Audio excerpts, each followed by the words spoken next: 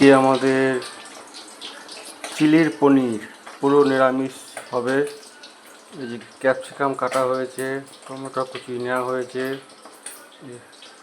সোয়া sauce, tomato sauce ready করে রাখা হয়েছে। পনির ভেজে নিচ্ছি, পনির ভাজছি।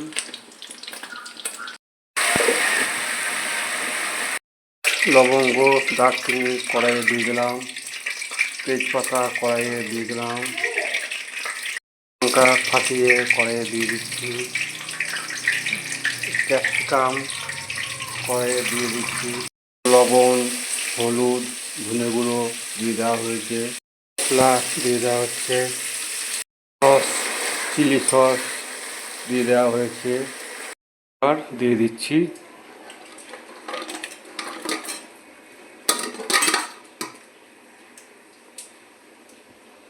ফুটে গেলে পনিরটা নামিয়ে নেবো। এখন ঢাকা দিচ্ছি, খানিকক্ষণ ফুটে নামিয়ে নেবো।